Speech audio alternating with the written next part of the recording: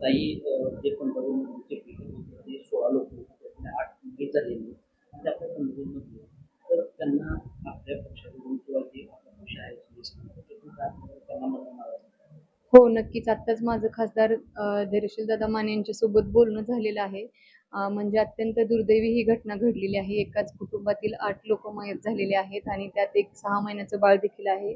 नक्कीच आमच्या पक्षाच्या मार्फत आदरणीय शिंदे साहेबांसोबत बोलून आम्ही आमच्या पक्षामार्फत नक्कीच त्यांना मदत करू.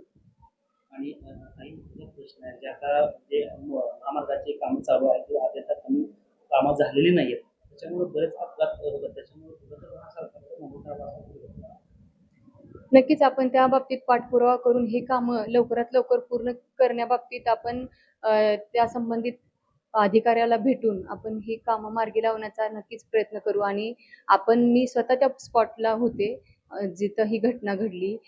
नक्कीच ती विहीर धोकादायक आहे आणि तिथं बॅरिकेड असणं किंवा तिथं म्हणजे तिथे एखादा फलक असणं गरजेचं आहे.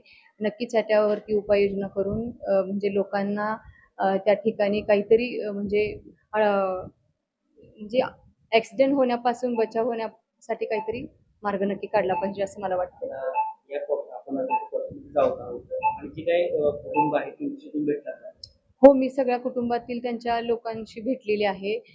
जे मयत झालेले आहेत त्यांचे दोघं म्हणजे भाऊ आहेत, त्या दोघांनाही मी भेटलेले आहे. घरातील ज्या काही महिला आहेत त्यांना मी भेटून आलेले आहे. म्हणजे जी घटना घडलेली दुर्दैवी आहे आणि त्यांच्या दुःखात आम्ही सगळे सहभागी आहोत.